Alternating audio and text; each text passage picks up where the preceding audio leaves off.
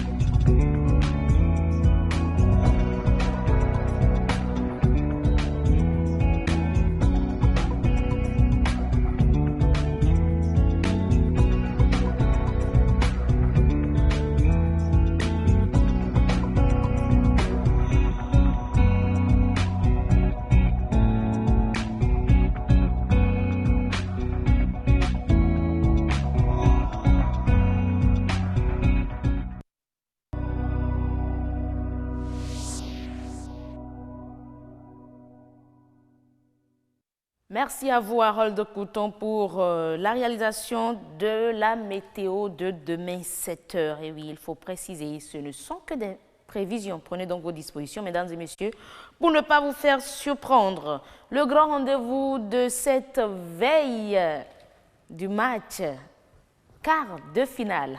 Voilà les images. Merci, mon réalisateur Janvier d'Autonome. On aura les écureuils demain pour jouer leur quart. Oui. De finale dans cette CAN. On va parler dans cette lancée, on va parler des blessures du footballeur. On en a eu avec nos équipes, nos écureuils en 8e la fois passée. Nous aurons sur le plateau Sylvestre Parfait Aïvodji, il est médecin du sport. Il va nous présenter tout ce qu'on peut mettre dans le package lorsqu'on parle de blessures du football, avec en appui les images, ces images-là que nous envoie déjà le réalisateur. Quelle hygiène et comment prévenir ces blessures dans ce sport de contact? On aura les précisions avec l'invité tout à l'heure dans Nature et Bien-être. Nous aurons dans Autant Savoir notre invité, un psychopédagogue, il s'appelle Bronze Aklogan.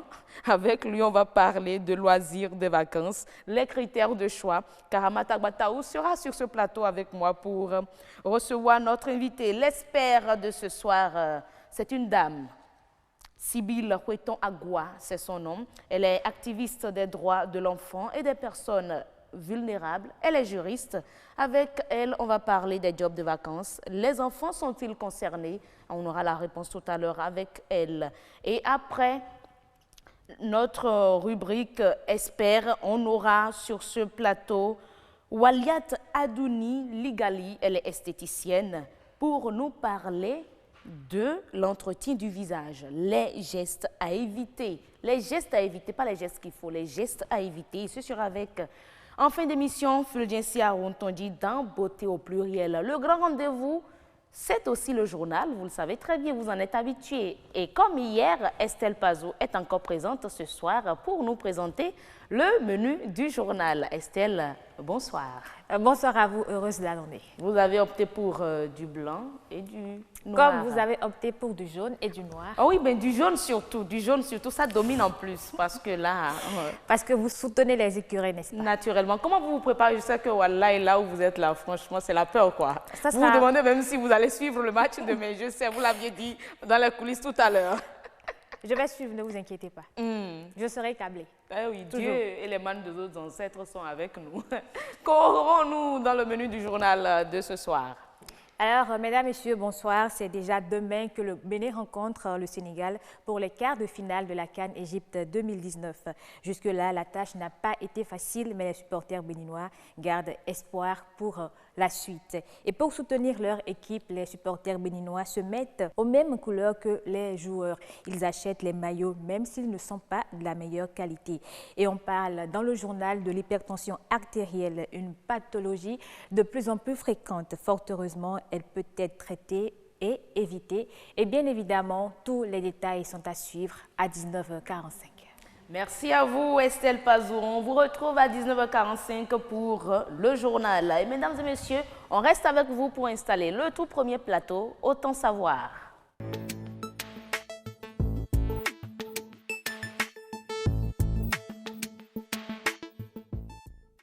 Et nous retrouvons sur ce plateau Karamata Gbataou et Bronze Akplogan, psychopédagogue, pour nous parler des loisirs de vacances, les critères de choix. Mais d'abord, avant de les retrouver, parce qu'il faut vous l'avouer, ils ne sont pas encore installés, avant de les retrouver, on va suivre ce reportage réalisé par Fulgencia Ontondi. Peinture, danse, bricolage, cuisine, jeux de société, ce sont là quelques activités proposées aux enfants pour passer des moments de détente en beauté. Occuper sainement les enfants pendant les vacances, c'est l'objectif des promoteurs de ces centres. Moi, j'aime bien la cuisine, particulièrement la pâtisserie.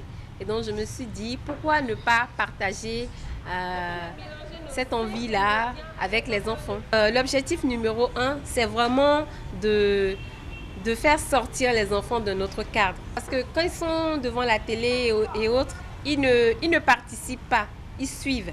Et donc, à l'atelier, c'est vraiment de leur faire participer à ce qu'ils font. Autre chose, c'est que déjà, les enfants, beaucoup ne savent plus danser, comme nous, entre-temps. Et aussi, du côté dessin, les enfants dessinent mal. On ne sait plus faire le choix des couleurs, on ne sait plus faire les coloriages sans déborder des lignes et tout.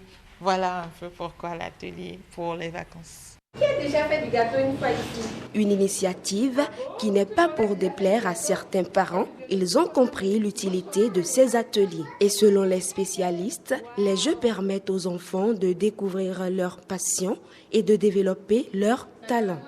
Dès le départ, quand j'ai vu l'annonce sur Facebook, j'ai tout de suite accroché. Et je les trouve plus manuels. Je les trouve plus intéressés à tout ce qui est goût. On veut que tout soit propre et on se lave tout le temps les mains quand on rentre à la cuisine. Ça, c'est mon plus grand bonheur. Vous savez que la cuisine, lorsque vous voulez cuisiner, il faut partir peut-être de l'eau, mettre du sel, mettre ci. Donc, si on ne vous l'apprend pas, vous ne pouvez pas le faire. Donc, en faisant la cuisine, l'enfant apprend à agencer les condiments, les épices et ainsi de suite. La musique, comme la cuisine, c'est un bon moyen pour permettre le développement et la mémoire de l'enfant.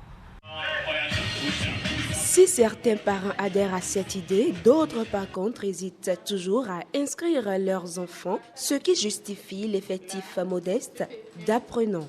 Quand on dit un atelier pendant les vacances, on trouve parfois que c'est un peu trop, on trouve que ça occupe trop les enfants, alors que tous ne partent pas en cours de vacances et il faut aussi les occuper autrement tout en ne pas oublier les cahiers. C'est-à-dire on s'amuse tout en apprenant. L'âge le plus connu ou le plus normal, le plus adéquat pour pouvoir inscrire un enfant, c'est à partir de 4 ans. 4 ans, 5 ans, vous pouvez envoyer votre enfant dans un centre. Ce serait dommage si les parents ou bien si un parent trouve que voilà, aller dans un centre, c'est perdre son temps. J'inviterai donc les parents à inscrire les enfants, à savoir d'abord, ou du moins observer leurs enfants pour voir qu'est-ce que ces enfants-là aiment faire. Les activités extrascolaires contribuent à consolider les aspirations scolaires et les projets professionnels des enfants. L'accompagnement des parents et le suivi des enfants dans le choix de ces activités seront des atouts majeurs pour leur développement personnel. Merci Fulgence Arontonji. On va vous retrouver en fin de mission pour parler beauté. Mais en attendant, on est avec la Crada Crade. Bonsoir. Oui, bonsoir, heureuse d'Anandé. Bonsoir, chers amis téléspectateurs. Hier, c'est vrai qu'on parlait du monde agricole, mais aujourd'hui, on se retrouve dans un autre registre. C'est pour parler des loisirs de vacances pour les enfants. Effectivement. Et pour aborder le sujet, vous êtes avec bronze, pas de l'or, hein? Du bronze. À Clogan, je veux bien savoir ce qui a motivé les parents à vous prénommer ainsi. Comment allez-vous? Bonjour Madame la journaliste, contente de vous savoir ici présente. Bronze, pourquoi? C'est fort. Tout ce que l'on connaît du commun des mortels, c'est un mélange, un alliage de cuivre et de fer. Mais ce qui est encore plus perçant, c'est surtout utilisé dans la justice divine. En tout cas, on parle de loisirs, de vacances, les critères de choix, Cara. Oui, vous êtes une maman, je le sais, et tout comme les autres parents qui nous suivent en ce moment, nous savons qu'en période de vacances, il y a plusieurs activités qui sont proposées aux parents pour le bien de leur progéniture, mais quels doivent être les critères de choix, parce qu'il ne faut pas les laisser faire tout, n'est-ce pas? Il faut pouvoir faire la part des choses. Donc c'est de cela. La cuisine, là, moi j'ai eu peur. Exactement, on se demande à quel âge, alors là, il faut apprendre déjà la petite fille d'aller à la cuisine, ou bien même au petit garçon. Parce qu'il n'y a plus cette distinction-là aujourd'hui. Alors, Madame Aplogan, dites-nous, est-ce que c'est nécessaire de laisser les enfants dans les activités extrascolaires, selon vous? Je vous remercie. Oui, Madame la journaliste, il est très important de laisser les enfants aller vers. Mais comment, c'est là la question? Comment répondre? Les activités extrascolaires sont d'une grande importance aujourd'hui. Nous évoluons aujourd'hui de façon accélérée, si bien que nous n'avons plus le temps pour l'essentiel. Donc, il faut réellement que ces activités scolaires, les parents taillent beaucoup plus d'importance à ça. Surtout comme on est dans les vacances ou non. Les vacances ou non, surtout ça. Est-ce que c'est une suite alors, ça paraît une suite des activités tout au long de l'année scolaire, ou bien c'est différent? C'est pas trop différent. C'est pas trop différent. Les activités scolaires doivent être un moment ludique pour l'enfant. Ça doit permettre à l'enfant de se surpasser. Scolaire ou extra en période de vacances? En période de vacances ou en période scolaire. Parce que loin des contraintes scolaires, les activités extrascolaires, ça doit être un complément en fait. Un complément. Voilà, ça doit être un lien.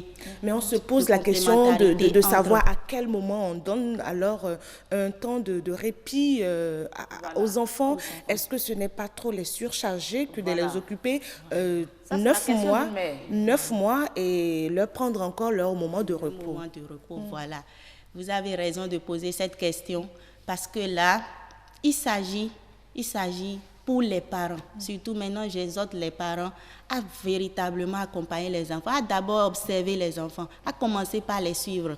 Déjà, ces activités ludiques, ces activités sportives, ces activités de loisirs ne doivent pas être une contrainte pour les enfants. C'est-à-dire déjà quand l'enfant est à la maison, l'enfant nourrit déjà certaines envies, certains désirs. Et il faut l'accompagner. Et il faut l'accompagner. Tout simplement. Voilà. Il y a des enfants qui aiment la cuisine justement, qui aiment être aux côtés de leur mère, d'autres à marmonner les gens de musique, à développer, à tacter même les pinceaux pour faire des dessins. Voilà, donc à ce test. Donc c'est une façon de tailler en quelque sorte leur talent caché. Vraiment, ça permet à l'enfant de montrer, de découvrir ses talents, parce que l'enfant a déjà un point de départ. Mais quand on les inscrit dans ces activités extrascolaires, l'enfant découvre plus, l'enfant a beaucoup plus d'avantages. Donc, ça a beaucoup plus de bienfaits pour l'enfant. Les critères de choix doivent prendre en compte les aspirations des enfants. De l'enfant. Ce n'est pas que le parent qui lui impose, parce qu'on en connaît. On ne doit pas transposer nos désirs aux enfants. Parce que nous sommes inscrits dans telle ou telle discipline à notre temps, l'enfant doit forcément exceller dans le parce qu'on a été médecin, on tient à ce que son garçon ou bien sa fille soit aussi médecin à la fin. Donc on l'oriente vers la médecine alors que l'enfant voit autre chose. On doit éviter ça aujourd'hui parce que le problème s'impose à nous. Vous convenez avec moi que même ces enfants qui sont contraints à faire le désir des parents, plus tard on voit ce que ça donne. Ils abdiquent, ils renoncent. Ils renoncent à ça. Ça commence par déplaire à l'enfant et il en perd goût au fil du temps. L'activité extrascolaire, ça prend en compte toutes sortes d'activités. Aujourd'hui, les activités extrascolaires touchent tous les domaines. Oui, ça touche tous les domaines. Nous avons le football, le basketball, le rollerball, il y a la musique, le théâtre, la danse, comment vous appelez ça? Il y en a une pluralité. Il y en a une pluralité aujourd'hui. Donc, en termes de critères de choix, c'est beaucoup plus l'enfant qu'il faut suivre. Parce que c'est lui le centre d'intérêt.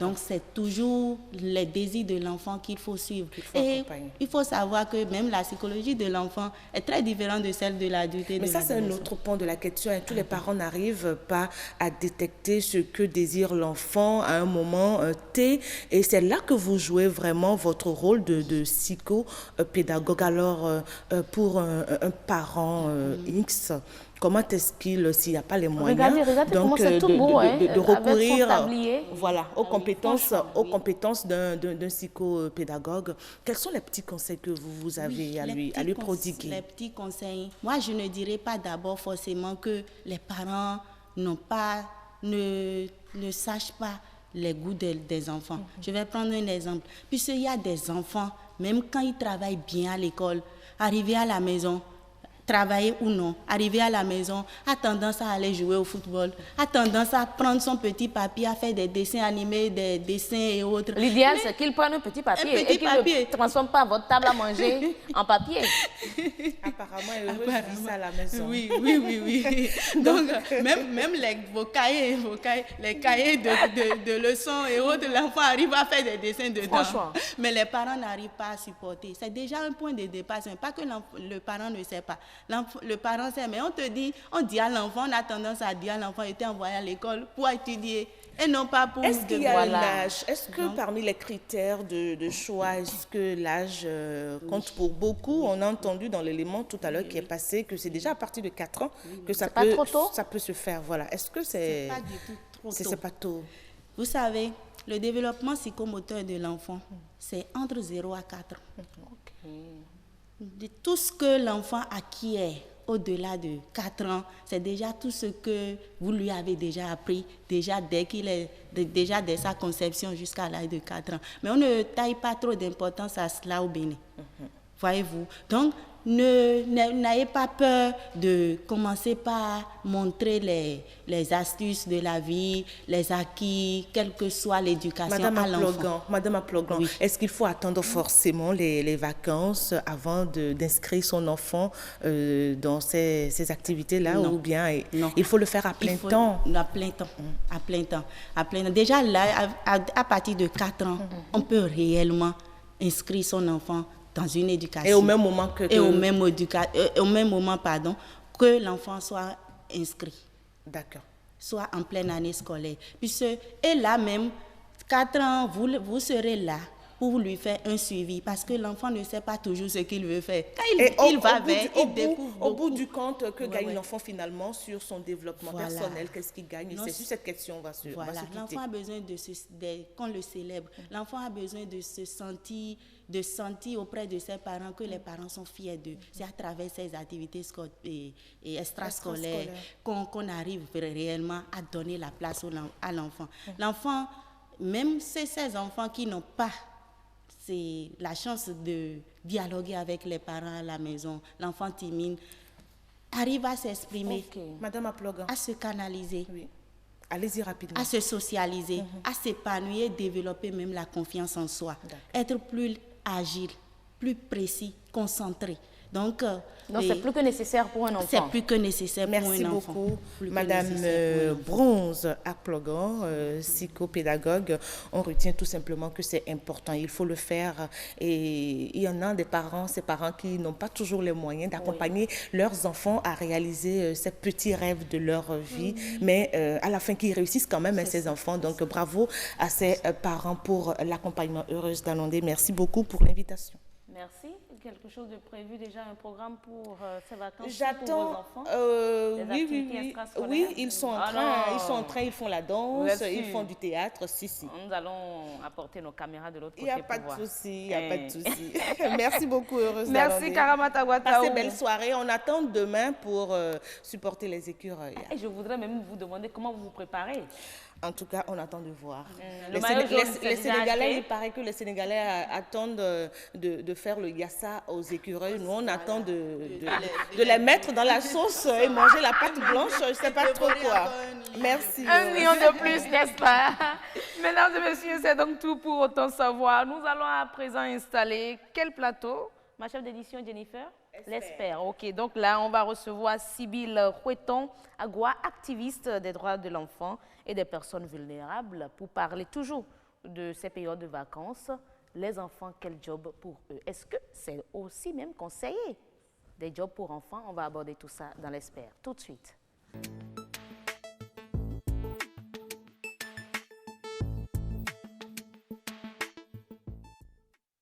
Job de vacances, les enfants sont-ils concernés? Nous allons répondre à cette question avec Sybille Hueton Agua, activiste des droits de l'enfant et des personnes vulnérables. Et elle est également juriste. Madame Agua, merci d'être là. Bonsoir. Bonsoir, Madame la journaliste. Et je vais rectifier mon nom. C'est Hueton Agua. Voilà. Bon, on n'est jamais faux. Hein. On a voulu vous rebaptiser ici, mais on rectifie. C'est Sybille Hueton Agua. D'accord. Activiste des droits de l'enfant et des personnes vulnérables. C'est bien cela. Oui. Alors, job de vacances, les enfants sont-ils concernés? Job de vacances, les enfants sont-ils concernés? C'est une question vaste. Et je parlerai en m'appuyant sur les tests qui existent en République de Bénin. D'abord, qu'est-ce qu'on peut entendre par job de vacances? Les jobs de vacances peuvent être considérés comme de petites activités qui permettent à l'enfant de ne plus rester dans le même cadre que d'habitude. Aller à l'école, revenir à la maison, etc. Donc, les jobs de vacances permettent aux enfants de faire autre chose en dehors de la scolarité, en dehors de l'école. Alors, est-ce que les enfants sont concernés par les jobs de vacances? Qui est-ce qu'on peut appeler d'abord enfant? Oui. Aux yeux de la loi et de la Constitution du Bénin, un enfant, c'est un être humain qui a entre 0 et 14 ans. En fait, parlons du travail. Sinon, au Bénin, c'est celui qui a entre 0 et 18 ans. Mais parlons du travail des enfants, c'est jusqu'à 18 ans l'âge limite. Jusqu'à 18 ans? Jusqu'à 14 ans, pardon, 14 ans. Donc, pour qu'un enfant puisse travailler, il faut qu'il ait au moins l'âge de 14 ans. D'accord. Et il y a différents types d'activités que l'enfant peut exercer. Alors, parmi ces activités, il y a par exemple la cuisine. La cuisine, le jardinage et plein d'autres choses. Et ici, ce que nous remarquons dans notre contexte, c'est que les enfants, les jobs de vacances que font les enfants sont généralement la vente de tomates, des condiments un peu dans les rues et tout ça. C'est beaucoup plus des activités génératrices de revenus, voilà, qui ne concernent pas directement les enfants. Si un enfant doit faire des activités ou un travail qui ne rentre pas en ligne de compte avec la scolarisation, ça doit être un travail qui lui procure du plaisir, qui lui apprend autre chose, qui participe à son plein potentiel et épanouissement. Et là, on parle des enfants de 14 à 18 ans. Bien sûr. Ceux de moins de 14 ans ne sont pas concernés par les jobs de vacances. Non, ils sont tous concernés par les jobs de vacances. Mais quand on parle du travail de l'enfant, quand on veut parler du travail des enfants, c'est à partir de 14 ans. Voilà, de 14 ans à 18 ans. Et 18 ans, c'est beaucoup plus pour les travaux pénibles. D'accord. Les travaux qui demandent les apprentis maçons, voilà. sur les chantiers.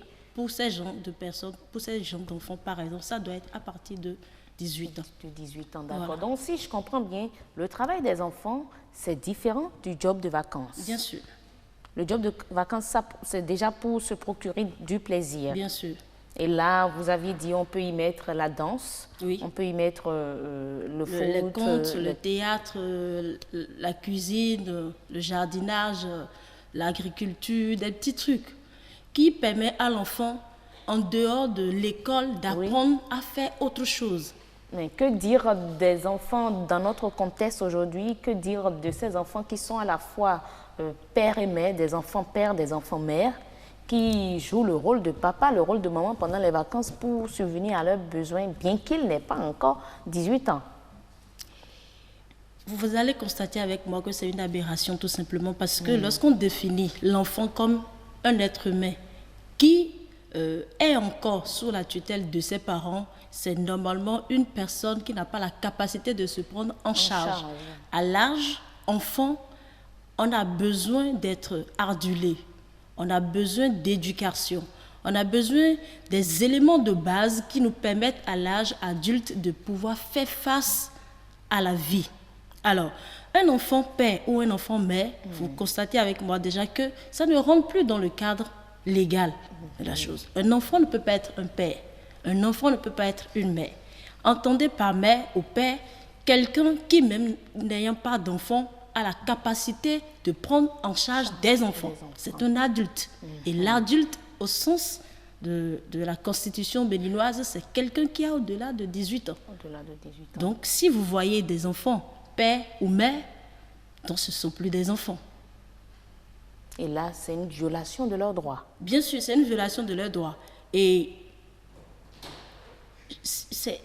non seulement c'est une violation de leurs droits, mais c'est également, comment je peux l'appeler? C'est de l'esclavage carrément. C'est bien fort. Hein? Oui, c'est très fort. C'est de l'esclavage parce que quand on comprend la signification de l'être sensible que constituent les enfants, on ne peut pas les soumettre à des travaux qui dépassent leur capacité. Un enfant ne peut pas être une mère, normalement, ni un père. C'est bien dommage, hein, parce que voilà des images qui soutiennent ce que nous sommes en train de dénoncer sur ce plateau. Et on voit ça des enfants qui n'ont même pas 10 ans, des enfants qui n'ont même pas, je dirais même pas l'âge de raison, mais qui mènent des activités, les parents sont à la maison et ce sont ces enfants qui leur apportent l'argent pour nourrir leurs frères, leurs sœurs, l'argent pour les inscrire à l'école. Donc si on comprend bien, pendant ces vacances aussi, en temps normal, on ne doit pas voir des enfants dans les feux tricolores en train de vendre des cahiers, en train de vendre des fournitures scolaires pour préparer la rentrée. D'abord, avec ces comportements, il faut que les parents sachent qu'ils sont exposés à des peines d'emprisonnement qui vont de 10 ans à 20 ans. Bien sûr. Et la loi de 2006 relative au déplacement des mineurs, la répression de la traite des enfants, ne badine pas avec. Si ces comportements persistent encore, on peut dire que c'est parce que dans notre société, il n'y a pas de gens peut-être qui ont le cran d'aller dénoncer. Et mieux, lorsqu'on dénonce, qu'est-ce qui se passe après? C'est ça d'abord le problème, parce que les associations de défense des droits des enfants, c'est pas ce qui manque. Hein. Non, pas du tout. Mais c'est comme si la justice ne va pas jusqu'où ça doit aller. Il y a tellement de parrains de ci et ça qui empiètent sur les résultats qu'on doit obtenir. C'est vraiment dommage parce que si nous voulons un pays prospère, si nous voulons un pays développé, il va falloir commencer par la base. Et la base, ce sont les enfants. Puisqu'on dit que c'est l'enfant qui est l'avenir de demain. Si l'enfant doit être l'avenir de demain, il va falloir que l'enfant ait ce qu'il lui faut depuis le bas âge pour pouvoir transformer son pays demain. Alors, je peux comprendre que la plupart des parents qui exposent leurs enfants à ces genres d'événements, d'activités qu'on sort, sont des parents qui, pour la plupart, sont analphabètes. Un, deux, des parents qui n'ont pas une situation économiquement stable.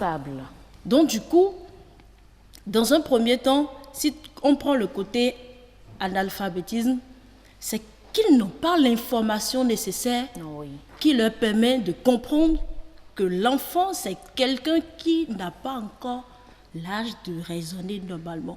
Il a besoin qu'on mette des garde-fous, qu'on le protège, qu'on croit en lui, qu'on lui montre le chemin à suivre pour aller là où il doit aller plus tard. Alors, il va falloir peut-être renforcer les sensibilisations et passer de l'étape de sensibilisation punie, parce que c'est aussi ça. Ce qui fait que généralement, on ne respecte pas nos tests, c'est parce qu'on ne voit pas que lorsque quelqu'un commet des actes qui vont à l'encontre de ce qui est normal, il y a la répression. Donc la phase de répression doit faire partie intégrante du processus. Effectivement. Mais est-ce que moi, personne inconnue, je peux voir un enfant en circulation en train de vendre, un enfant qui n'a pas l'âge de raison, en train de vendre, et l'interpeller? Si je l'interpelle, je peux, moi, personne, je ne dirais pas indifférente, mais qui n'a aucun rapport, aucun lien familial avec lui, aller dénoncer les parents? C'est possible? Déjà, le fait que vous ayez constaté, c'est déjà bien.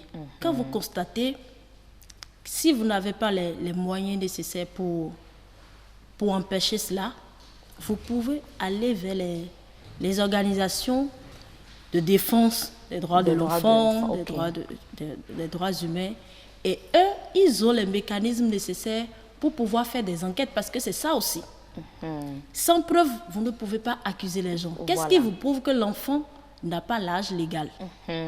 Parce qu'il y a des enfants qui apparemment ressemblent à ceux qui n'ont pas l'âge donné, mais qui, en revanche, ont cet âge-là. Il y a également ce type d'enfants dans le lot, effectivement. Voilà, donc quand vous constatez un fait, c'est déjà bien, il faut dénoncer.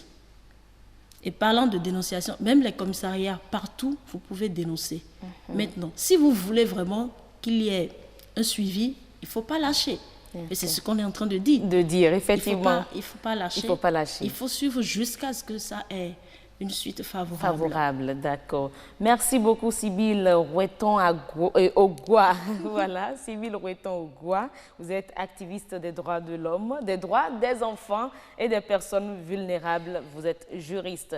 On a compris de vos propos que ce qui est conseillé pour les enfants en temps de fête, ce sont les activités extrascolaires.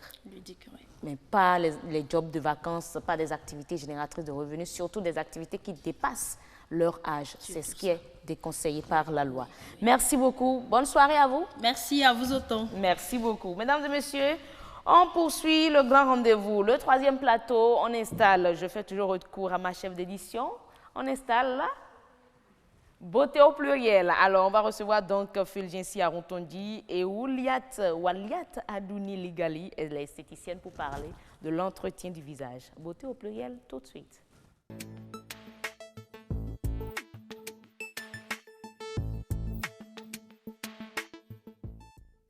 Les gestes à éviter lorsqu'on parle d'entretien du visage. On va suivre rapidement ce que Fulgensia nous a concocté comme élément pour soutenir ce qu'on aura à aborder sur ce plateau avant de les retrouver.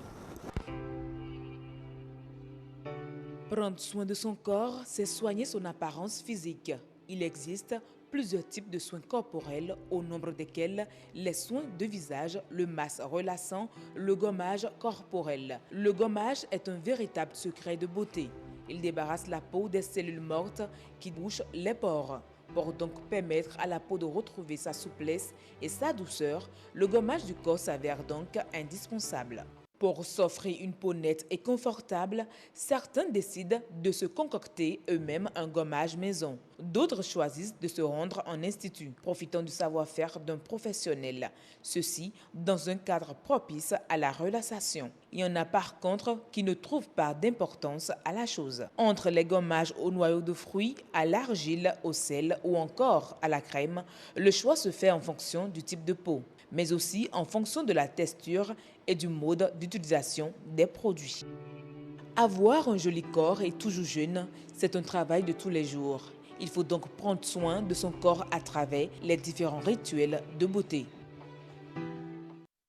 Merci à vous, Victoire Rougan et puis Yasmine Damata pour cet élément qui nous donne quelques précisions déjà sur ce qu'on peut entendre par soin du visage.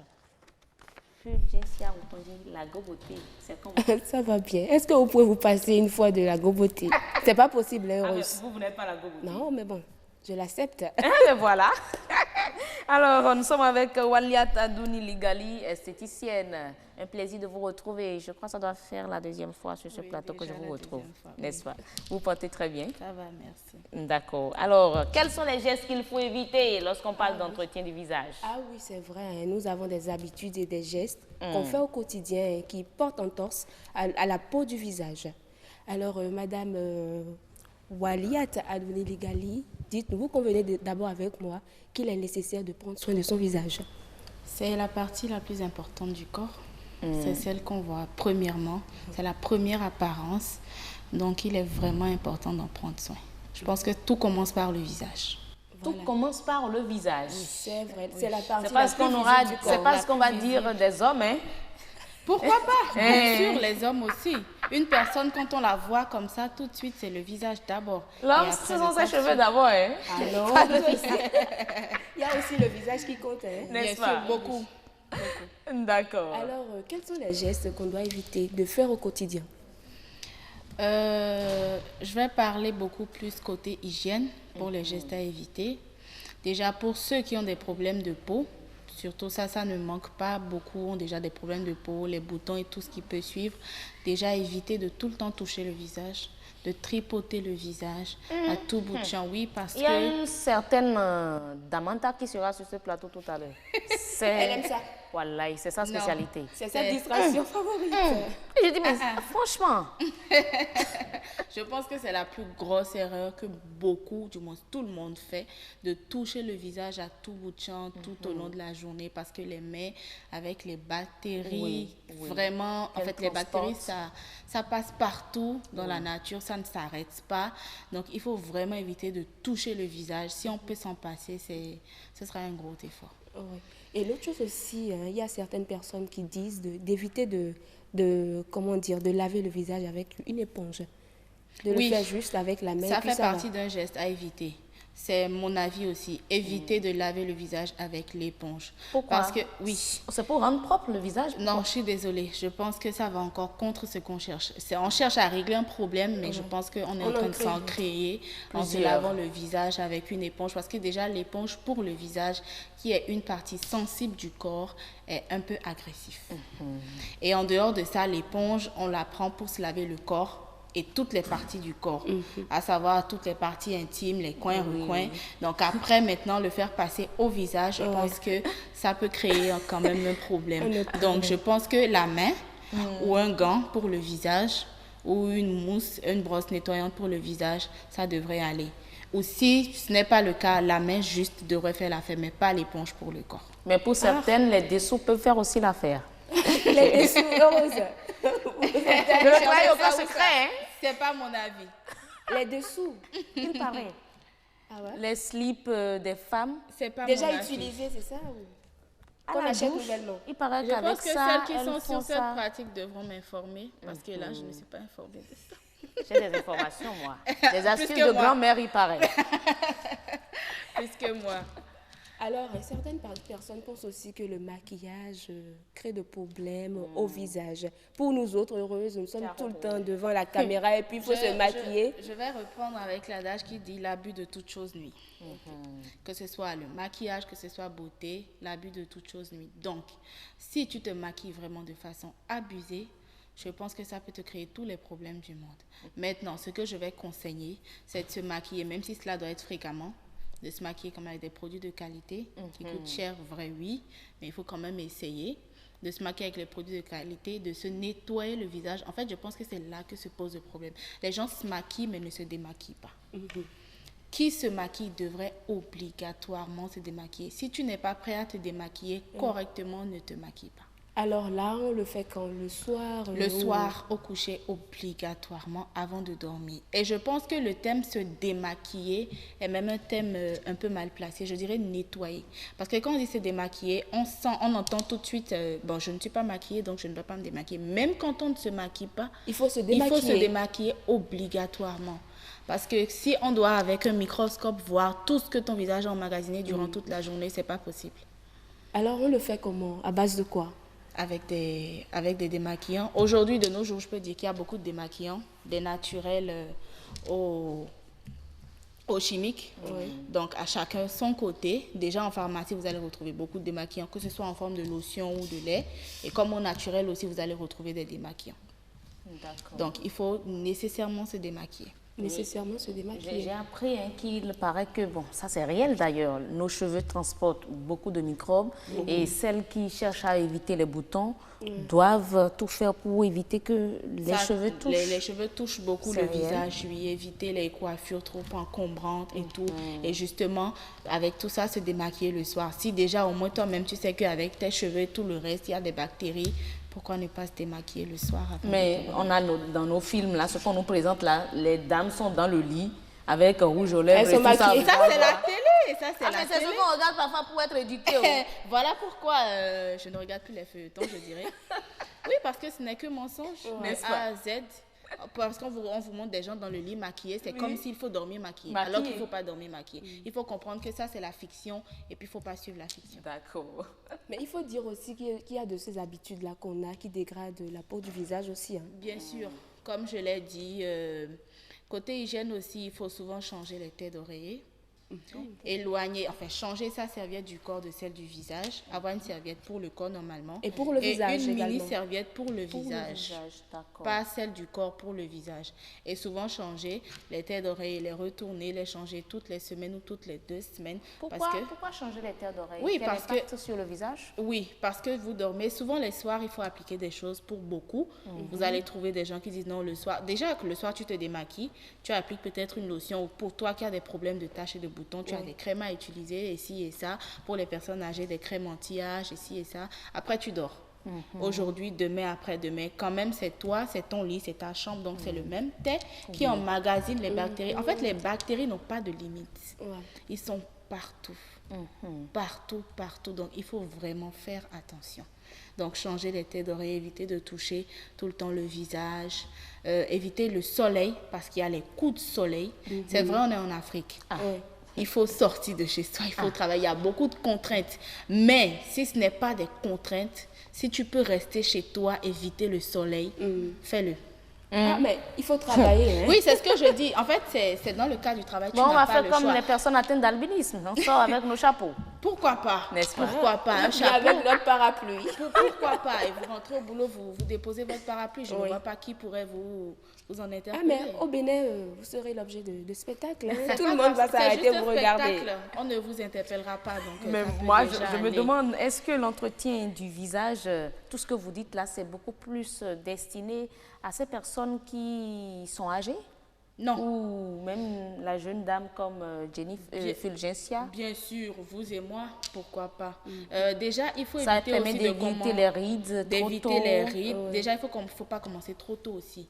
On ne va pas demander à une fille de 15 ans de commencer à se nettoyer le visage. Non, c'est trop tôt. Je pense qu'on va créer encore d'autres problèmes. Mais déjà, à partir d'un certain âge, on commence à mûrir, on commence à observer déjà des choses qui viennent naturellement. Il faut commencer à prendre soin de ça. Je pense que c'est important et tout le monde devrait se débrouiller, trouver le bout de temps pour le faire. Pour le faire. C'est important. Très belle conclusion. Ah oui, mais moi, je voudrais qu'on parle au moins de ces produits-là qu'on utilise. Il y en a assez, on ne sait pas vers quel produit se diriger à la fin. Je propos de ma chef d'édition, Jennifer. C'est bon, quelques mots, madame. Il y en a assez. Et ce qui est beaucoup plus dommage aujourd'hui, c'est que personne ne cherche à corriger le problème. Tout le monde cherche à passer l'étape de façon vague. Comme par exemple, quitter de l'étape noire, devenir clair. Bon, tout le monde cherche quand même à devenir clair parce qu'on se dit qu'une fois que je suis claire... Pas tout le monde, je refuse. La présentatrice du journal qu'on va suivre tout à l'heure également refuse cela. Elle est de teint Noire. Elle est Bien catégorique. sûr. Non, en fait, et elle fait comme ça. Elle est fière de sa peau. Quand je dis tout le monde, c'est pour dire sur 10, vous allez en trouver 9. C'est un peu comme tout le monde. N'est-ce pas? Parce qu'on se dit que lorsqu'on est clair, tous les problèmes sont résolus. Merci, et ce sera tout pour voter au pluriel de ce jour. Puis je tiens à remercier même plus l'invité. Plus de conclusion, qu'il c'est faut bon. bien entretenir son visage. Quel que soit l'âge. En tout cas, lorsque les bonnes choses commencent par sortir naturellement, comme elle l'a dit, il faut pas se négliger. C'est ça. Et ce sera tout pour voter au pluriel. Mesdames et messieurs, nous allons retourner l'antenne à la rédaction pour le journal. Il est 19h45. Estelle, vous avez l'antenne pour nous présenter le journal.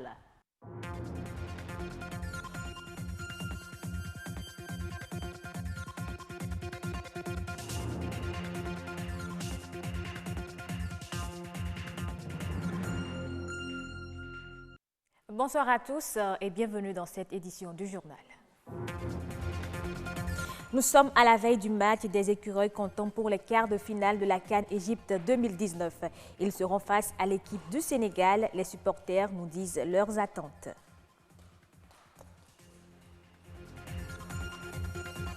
Et même s'ils n'ont pas toujours la qualité, les supporters béninois sont prêts à acheter le maillot des écureuils, pourvu qu'il soit en harmonie avec l'équipe nationale.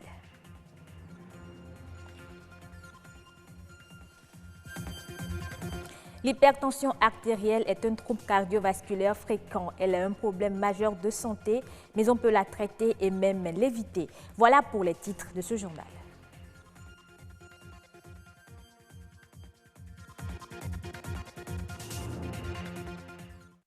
C'est connu de tous, les écureuils du Bénin sont qualifiés pour les quarts de finale de la CAN Égypte 2019. Ils ont obtenu leur ticket vendredi dernier face au Maroc et qu'ils ont battu à la séance des tirs au but. Pour le prochain match prévu pour demain, les écureuils croisent les crampons avec les Lions de la Teranga du Sénégal. Avant la rencontre, quelques supporters se prononcent au micro de Hermance Aouno. Passé l'euphorie de la qualification des écureuils du Bénin pour les quarts de finale de la Coupe d'Afrique des Nations Égypte 2019, les Béninois ont le regard désormais tourné vers le prochain match. La confrontation entre le Bénin et le Sénégal est aujourd'hui au cœur des sujets de discussion. Réussiront-ils à créer de nouveau la surprise pour le carré d'as? Voilà une équation difficile à résoudre, mais impossible n'est pas béninois. Il est vrai, le Sénégal est une grande équipe, mais ils sont capables de gagner, de battre le Sénégal. Nous allons une fois encore mettre la main sur le troisième lion et les écraser grave même. On n'ira même pas au tir au but avant d'avoir la victoire. Avec ce qu'ils ont fait la fois passée, je peux dire que je suis confiant. J'ai confiance en eux. Je sais qu'on va battre le record. On va aller jusqu'au bout. Alors nous parlons sans vous mentir. Quand le Bénin joue, c'est comme Barça qui joue pour moi. Je suis très content. Le Bénin face au Sénégal, 3-0 en faveur des Béninois. Comment réussir à défier les Lions du Sénégal qui comptent parmi les favoris de la compétition? C'est vrai que le Sénégal a un atout parce qu'ils ont un bon attaquant, Sadio Mané, sur qui peut compter. Donc les Béninois doivent bien faire la défense. Donc savoir comment le bloquer. Ils ont une grande attaque, quoi. Donc si les Béninois n'arrivent pas à bien faire la défense, on va prendre des buts bêtes, quoi. Donc le coach doit bien mettre en place une bonne défense, quoi. 4 défenseurs derrière, ça va marcher. 4-4-2 là, ça va marcher avec le Sénégal. Quand bien même le défenseur central, Khaled Adeno, a écopé un carton rouge qu'il ne fallait pas, la défense sera encore concentrée. Nous allons tout doucement contrôler, surtout le truc là, leur défenseur là, ils n'ont qu'à tout faire pour marquer le but. De toutes les façons, l'espoir reste toujours permis. Peut-être qu'après les Lions indomptables, les Lions de l'Atlas, ce sont ceux de la Teranga qui passeront, pourquoi pas, à la trappe. Jamais 203, enseigne l'adage. Et les prouesses des écureuils pour le compte de cette CAN suscitent un autre engouement, celui de l'achat des maillots. Peu importe la qualité, l'important pour les supporters béninois, c'est d'arborer les mêmes couleurs que les joueurs de l'équipe nationale. William Tchoki est allé faire le constat. Depuis quelques jours, ils sont de plus en plus fiers ces Béninois d'arborer ce maillot du 11 national. En CAN 2019, cette fois-ci, Bénin a évolué jusqu'à quart de finale. Oui, ils ont encore battu le Maroc. Donc ça là, le jour là, j'ai payé ça, mes collègues se moquent de moi. J'ai dit donc ça, ce n'est rien. Que je suis béninois, je suis fier. Avant, on achetait les Barça, les Real, les autres pays qu'on ne savait, on les célèbre la victoire, innocent, de façon innocente. Maintenant, c'est pour nous les Béninois ça. Moi, je ne veux pas payer ça. Donc c'est pour cela que j'ai dit non, ça c'est pour mon pays. Je peux payer ça à 10 000. Il est prêt à débourser 10 000 francs CFA pour s'acheter ce maillot, mais sur le marché, il l'aurait pris 3 fois moins cher. Donc tu l'as acheté à 3 000 francs seulement le maillot? 3 500. Mais c'est pas cher apparemment. Hein? 3 500, non, c'est pas cher en tant que tel. Ça c'est combien? Ça c'est niveau ça là, maintenant on vend ça à 7 000, 8 000. 7 000, 8 000. Ça c'est le maillot et le parce que maintenant c'est fini même. C'est fini même? Il n'y a pas même au marché là, il n'y en a pas. Il n'y en a plus? Ça là c'est bon. Et ça c'est à 8 000 francs? C'est 8 000 francs, on vend ça. Et ceci c'est combien? Bon ça là, c'est l'original ça, mais on vend ça à 5 000 francs. 5 000 francs? Oui. Et ça? Bon ça là, on vend ça c'est à 3 500, on vend ça c'est 2 500. Alors comment distinguer le faux du vrai selon vous? Comment donc ça là, pourquoi ça là c'est niveau sauté ça quoi. C'est ça, c'est l'original, c'est solide, c'est ça que maintenant ils ont porté pour jouer, pour gagner avec le Coupe d'Afrique, Coupe d'Afrique, voilà, les Coupes d'Afrique. Ce maillot des écureuils du Bénin pilule sur le marché, aux abords des voies, dans les boutiques de fortune, chez les marchands ambulants. Le produit s'arrache comme de petits pains. Prouesse du 11 national oblige. Quel tu veux prendre? Le blanc? C'est le blanc que je veux parce que c'est la couleur qui me plaît beaucoup pour mon pays et je les attends pour la victoire le mercredi. Mais il dit que c'est à 8 000 francs mais au plus à 7 000. Le prix ne me dit rien du tout. Voilà. L'essentiel c'est pour payer le maillot. Okay. La qualité du maillot, ce n'est certainement pas le souci de ces populations. Ces maillots contrefaits inondent le pays. Ça là c'est 6 000. 6 000 francs. Voilà, c'est original. Ces marchands, eux, font de bonnes affaires au mépris de la loi. Chapitre santé de ce journal, on parle de l'hypertension artérielle. C'est une pathologie qui se manifeste par une forte pression du sang sur la paroi des artères. Elle implique des troubles cardiaques et vasculaires et de nos jours, elle sévit et coûte la vie à plusieurs personnes. Mais la maladie peut être évitée et traitée. Plus de précision dans ce reportage de Baudelaire Canchélé et Louis Koudogbo. L'hypertension artérielle est une maladie silencieuse et dangereuse. Une personne adulte sur 3 en souffre dans le monde, selon l'Organisation mondiale de la santé. L'hypertension artérielle, un mal dont les causes sont multiples.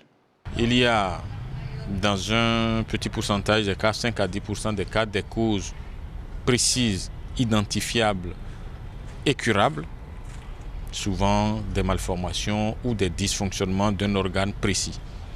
Certaines maladies des reins peuvent donner spécifiquement une pression artérielle, mais dans la grande majorité des cas, l'hypertension artérielle relève de mécanismes complexes, divers, enchevêtrés. C'est le cas de l'hypertension artérielle essentielle de l'adulte. Les facteurs de risque, vous avez l'obésité. Donc vous avez l'absence d'exercice physique. Il y a l'alimentation. Quand l'alimentation est trop riche en sel, et trop riche en lipides, donc l'alimentation riche en cholestérol, donc la personne peut faire facilement et très vite l'hypertension artérielle. Pour éviter d'être hypertendu, des comportements sains sont à adopter au quotidien. Il y a des choses dont la consommation est, disons, encouragée, les fruits et légumes. Parce qu'il y a des substances dans les fruits et légumes qui peuvent améliorer le fonctionnement des vaisseaux et du cœur et prévenir la survenue d'une hypertension artérielle. En dehors des questions alimentaires, il y a l'entraînement physique qui favorise la normalisation de la pression artérielle. Marcher, nager et faire globalement beaucoup d'exercices physiques. Globalement, si on peut faire 30 à 45 minutes tous les jours, c'est bon.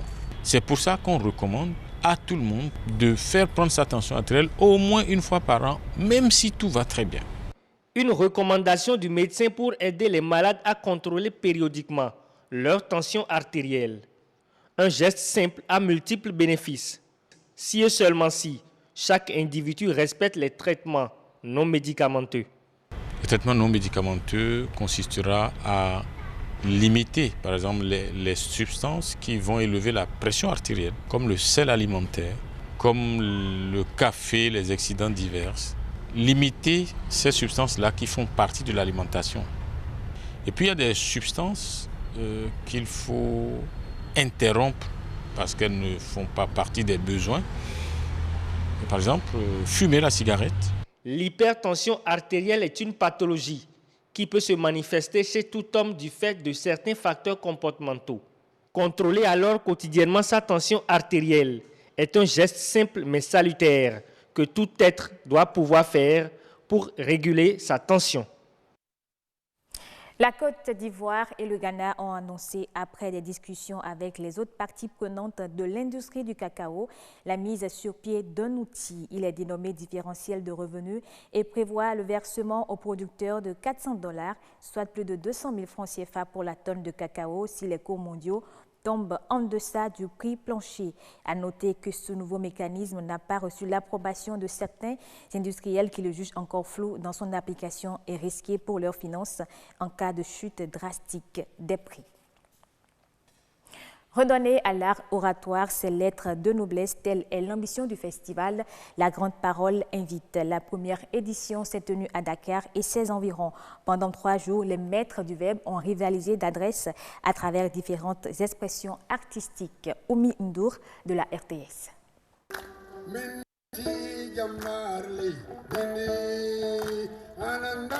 Au commencement était la parole.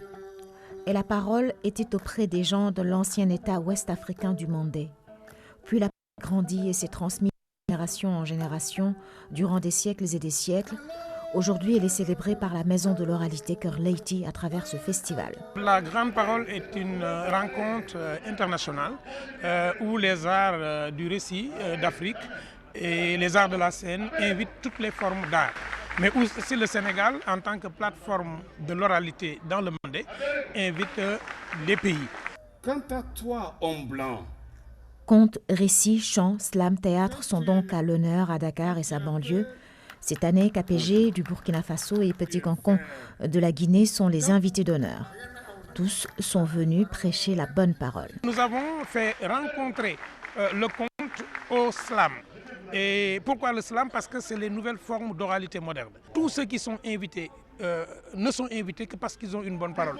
Et cette parole n'est pas une parole ordinaire, une parole esthétique, elle est une parole bonne. Et cette bonne parole, les initiateurs de ce festival inédit au Sénégal sont allés la porter un peu partout à Dakar.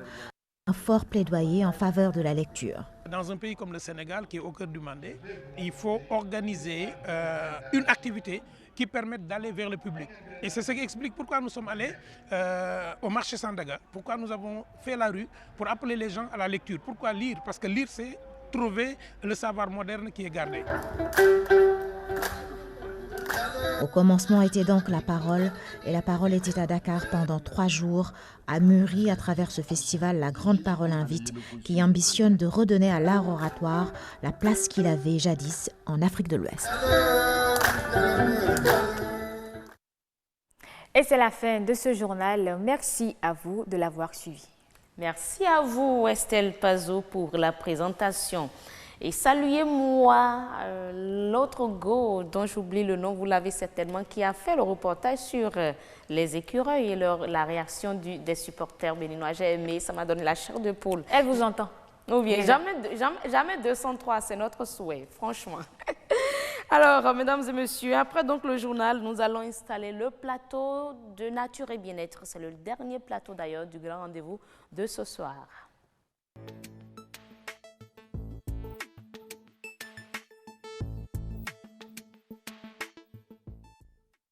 Les blessures du footballeur, hygiène et prévention. On va aborder le sujet avec Sylvestre Parfait Aïvodji, médecin du sport, qu'on ne présente d'ailleurs plus. Il est fidélisé depuis quelque temps sur le grand rendez-vous, vu la période pour rester collé à l'actualité de la CAN. Il sera reçu tout à l'heure par Yasmine Damata.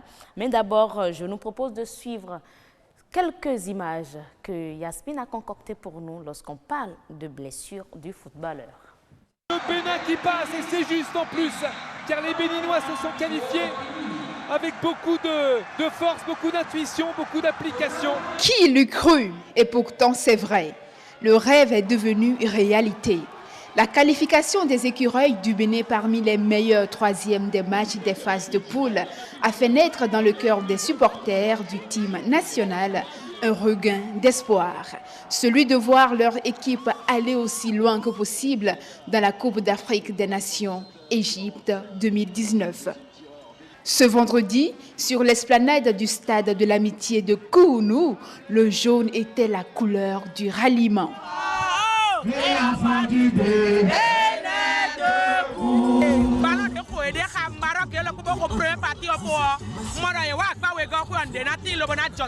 ont qu'à tout faire pour contrôler les coureurs et les coups francs et nous aurons un succès. Ça c'est clair. Le découragement n'est pas béninois, vous le savez très bien. Moi j'ai la certitude qu'on va marquer un but à la 74e minute. Il suffit que nos attaquants forcent un peu le jeu et puis on va marquer un but, le seul but de la partie. Sur la pelouse, le jeu développé par les Béninois était peu rassurant, car les Marocains avaient une possession de balles supérieure à celle des Béninois. Mais ces derniers avaient verrouillé leur bastion défensif. Le score restera nul jusqu'à la pause. Les ambassadeurs, les écureuils ne sont pas allés là-bas à l'Égypte pour vendre de la moutarde. Que vous avez vu. Qui l'aurait cru? Personne. Si on perdait maintenant, c'est que pour moi c'est une victoire. Les Igbois dehors, il n'y a pas de million. Il y a gantois qui t'aiment, mais quand gantois go ma ou non. D'abord, il y a pas mis dans l'eau, À la reprise, ce sont les écureuils du Bénin qui se signalent à la 52e minute par l'ouverture du score par Moïse Adiléou à la suite d'un corner. Les Lions de l'Atlas profitent à la 75e minute du match d'une erreur de la défense béninoise pour égaliser. Mais les supporters béninois continuent de croire jusqu'à la fin du temps réglementaire, malgré le pénalty accordé à l'équipe marocaine qui n'a pu le transformer. Les prolongations ne changeront rien au marquoir. Vient enfin la fatidique épreuve des tirs au but. Les écureuils du Bénin ont réussi à transformer 4 tirs alors que les Lions de l'Atlas en ont raté 2. Le public explose.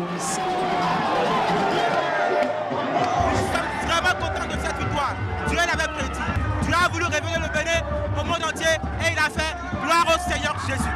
Vraiment, je suis vraiment ému pour la première fois. Donc on est vraiment en joie. Vive le Bénin! Toute la population béninoise est en joie aujourd'hui. Je prie le bon Dieu de continuer comme ça jusqu'à la fin avec nous. L'homme du match héroïque côté béninois sera le gardien Saturnin Alagbé qui aura réussi à enrayer la plupart des velléités offensives des Marocains. Un grand coup de tonnerre vient ainsi de retentir dans le ciel de cette Coupe d'Afrique des Nations.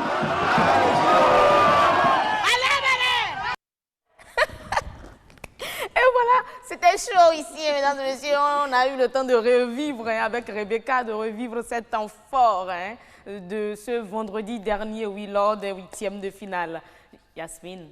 Oui, et voilà, c'est la conséquence, madame. Mesdames et messieurs, c'est la conséquence. Oui, c'est la canne n'a pris pas là. La canne n'a pris pas là, elle nous revient avec une voix plus rock que rock. Comment allez-vous? Ça va toujours la pleine forme. On va essayer de vous comprendre. On va essayer de vous comprendre avec la qualité de la voix que vous avez. Mais que faire, puisque c'était nos écureuils qui étaient qualifiés, donc on n'a pas pu se retenir. Jeudi prochain, vous êtes encore sur le plateau. Non, demain, cette fois-ci, je me retiendrai, il n'y a rien à faire. Vivement. Sinon, c'est que là, c'est que vous êtes sans voix demain. Ça, c'est sûr. Ça, c'est vrai. Nous sommes avec Sylvestre Parfait Aïvodi, notre médecin du sport, depuis quelques moments sur le plateau du Grand Rendez-vous. Monsieur Aïvodi, bonsoir. Bonsoir, madame. Merci d'être avec nous. Merci. On a suivi le reportage réalisé suite au match des écureuils et les Marocains. Voilà. On a vu qu'il y a eu beaucoup de contacts.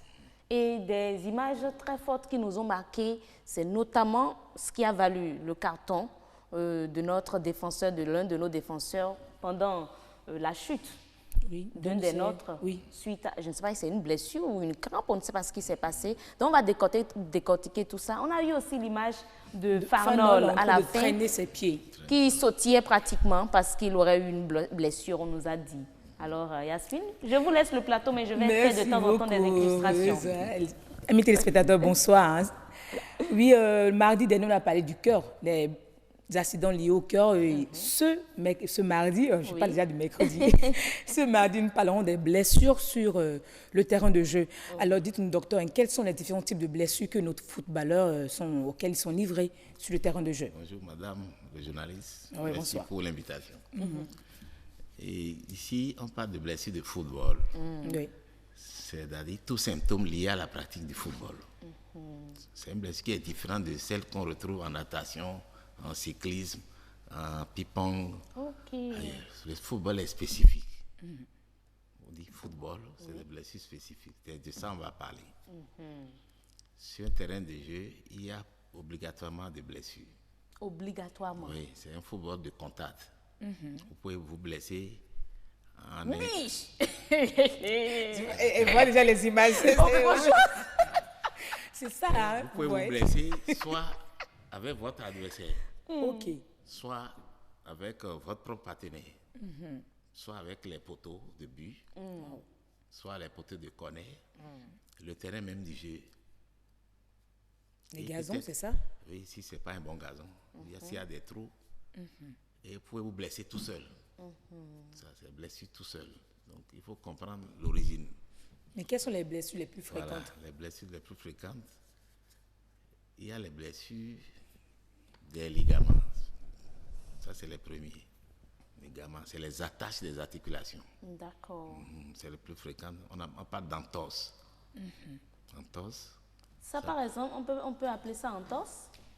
J'ai pas suivi. Le Rialo va nous renvoyer encore l'image au niveau du genou. Voilà. Le genou gauche à son niveau. C'est un étirement excessif des ligaments qui attachent la cheville. C'est le premier siège des blessures chez le footballeur. Cheville, après on a le genou, la cuisse. Voilà ce dont je parle. Merci, oui, c'est le genou et la cheville. Mais l'os s'est déplacé, c'est ça? Lorsqu'on voit le genou gauche. Le genou gauche. Quoi, il a posé ça. Il n'a pas vu le mécanisme. Ok. Il faut voir le mécanisme avant de parler de la lésion. Ça, là, c'est important. Hein. Donc, le médecin de sport, même de l'autre côté, il suit tout ça pour savoir... Il ne regarde pas le match. Il suit le mouvement des joueurs, les contacts. Ça va être une luxation du genou. C'est grave, c'est pour celui-là. Vous voyez? C'est déplacement des surfaces articulaires du genou. Il y a une bosse et du saignement en même temps. Et qu'est-ce qui peut en être à la base? Il peut y avoir rupture des ligaments. Ok. Si on ne parle de ligaments, il y a 2 gros ligaments dans le genou. D'accord. Qui sont en croix. On les appelle ligaments croisés. Le plus gros, c'est lui qui est antérieur. Ok. C'est lui qui se rompt souvent. Ok. C'est 6 mois sans jouer. Ça, c'est grave. C'est la hantise des grands footballeurs. On vous opère, vous revenez 6 mois après.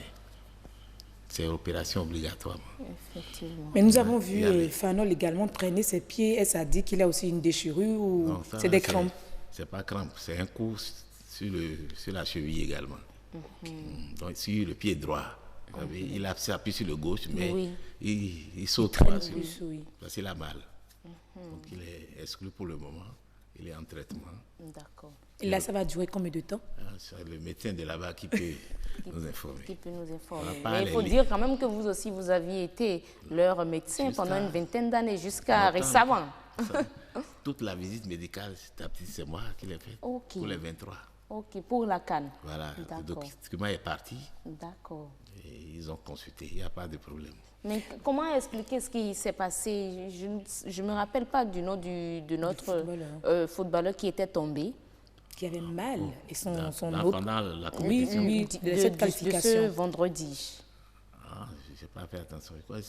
Ce qui a valu le carton à... Ah, c'est poté, non? Non, ce n'était pas poté. C'était poté, c'était... Bon, on l'a vu quand même par terre. L'autre a été obligé de mettre son genou sur... le temps passait déjà. Oui. Quand le temps passe, on ne soigne plus sur le terrain. D'accord. Il faut appeler les secouristes. C'est parce qu'Adeno s'opposait au déplacement du joueur vers... Mais qu'est-ce qui peut expliquer son écroulement? Non, il ne s'est pas écoulé, il est blessé. Il est blessé tout simplement. Voilà, il faut la civile pour le faire vite sortir. D'accord. Pour gagner du temps. On était déjà dans les arrêts de jeu. De jeu, ok. Voilà. Donc les lésions ligamentaires sont les plus fréquentes, au genou comme à la cheville. Mais non. Il y a les lésions musculaires. Oui. Les muscles que contractent, surtout les muscles de la cuisse. On peut partir d'une simple déchirure à une rupture totale des fibres. Voilà. Et c'est tellement douloureux. Douloureux, puis ça saigne, vous voyez, tout de suite, il y a un gonflement. Voilà. Il y a aussi les blessures de la peau. Ok. Sur le terrain, il y a la peau s'ouvre, une plaie. Un coup de crampon que vous recevez sur la tête, sur le corps. Oui. C'est souvent des crampons à vis. Nous avons les images de Merci qui avait une crampe au niveau du... Ou bien choc entre deux têtes. Ça peut ouvrir la tête, la peau de la tête. Donc ça saigne. Il y a les plaies. Mais est-ce que, bon, peut-être que je défends certainement des questions, mais ce qui me brûle là, les lèvres, c'est que je me demande bien si tout ça dépend également de l'organisme du joueur, de son immunité. Ce n'est pas l'immunité, c'est l'adversaire qui lui impose ça. Lui, il est apte, il joue, il est fort. Mais on ne peut pas prévoir les coups reçus. C'est les coups reçus pendant le match qui créent des dommages à l'adversaire. D'accord. Donc, entre l'attaquant, le milieu de terrain, le défenseur, le gardien, qui sont ceux qui sont exposés? Tout le monde est exposé. Eux tous, autant qu'ils sont. Tous. Au même degré. Oui, puis le gardien, il saute, il tombe. Oui. Parfois, il court. Il se cogne parfois au poteau. Voilà, au poteau. Oui. Les joueurs, les défenseurs peuvent, en défendant, le camp se cogne au poteau. Oui. Et quand il relance le ballon, c'est en l'air. Il y a deux têtes qui se coincent. Lui-même, quand il y a les corners, il est exposé. Et le joueur, le défenseur, tout le monde vient en défense. Donc, mais il n'y a rien pour les protéger? Oui, c'est les règles du jeu qu'il faut appliquer. C'est l'arbitre qui est là pour dissuader les fauteurs, les agiter, les agresseurs. Mais ce qui est sûr, pendant un match de foot, on ne peut pas éviter des blessures. Il y a toujours quelque chose. C'est pourquoi il faut un médecin aux abords du terrain et des kinés pour donner les premiers soins. Les premiers soins, c'est 4 gestes. Ok. Résumé en 4 lettres. RICE. R-I-C-E. RICE. C'est pas du riz, mais c'est RICE. Oui. Ce qui veut dire R comme repos. Oui. On le sort sur la civière. On met une poche de glace sur l'endroit touché. C'est ça, l'ICE, c'est en anglais. Contention, c'est avec une bande pour appliquer, puis l'élévation. Vous avez vu, le pied était relevé tout à l'heure pour faire drainer l'œdème. D'accord. Et les petits saignements. La glace est importante parce qu'elle seule peut régler le problème de douleur et bloquer le saignement. Mais après ça... bloquer également l'œdème. Voilà, ça bloque, ça arrête les douleurs et puis le joueur revient sur le terrain, joue. Mais après, est-ce que les douleurs ne sont pas plus fortes? Il est soigné à tête reposée maintenant. On réexamine le malade, le joueur. On voit souvent des gens se mettre on voit souvent du spray qu'on met sur le pied, malgré qu'il y a... C'est la glace. C'est la glace. Okay. Il y a plusieurs formes. Ok. Il y a la douleur, d'arrêter la douleur pour permettre que le match se poursuive. Cela n'a pas de répercussions sur la santé du footballeur après? Non, après on réévalue la lésion à tête reposée. Ok.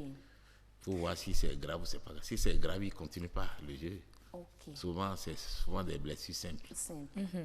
Et ils finissent le jeu sans problème. D'accord. J'ai aussi des questions, plein de questions, mais là, je trouve que je ne pourrais pas parce que la chef d'édition me fait d'essayer de ne pas poser mes questions. Vous ne pouvez pas amener docteur demain. Comment tu as su? Oui, elle faisait des gestes depuis là. C'est notre couvent ici. Nous ne savons pas où la chef d'édition peut rester pour nous parler. Donc je crois que demain, nous allons encore revenir sur la question. Parce que surtout demain, certainement après le match, on sera ici parce que le match c'est à 17h, je crois. En tout cas, il faut qu'on parle encore des... Il faut qu'on parle des blessures critiques. Parce qu'on ne peut pas circuler si... N'est-ce pas? Si c'est positif. N'est-ce pas? Pas ici. Et on fera tout. Ça doit être positif. Même si on ne va pas circuler, ça doit être positif. Voilà. Ça le sera. N'est-ce pas? Parce que... Alors, Yasmine Damantam, merci. On a essayé de décortiquer un peu, de débriefer un peu ce qui se passe sur le terrain. On n'a pas parlé des fractures. On va en parler demain. On aura le temps d'aborder ça. Certainement avec Assiom ou avec Aramat, on aura le temps d'aborder le sujet. Puis avec nous. Raison pour laquelle je vis déjà la victoire des écureuils. C'est juste après le match. On va essayer de gérer tout ça tout à l'heure. N'est-ce pas? On verra bien. Ok, on fera l'effort de sortir. Alors, mesdames et messieurs, voilà, je disais tantôt que c'est la dernière rubrique pour mettre fin au grand rendez-vous de ce 9 juillet 2019.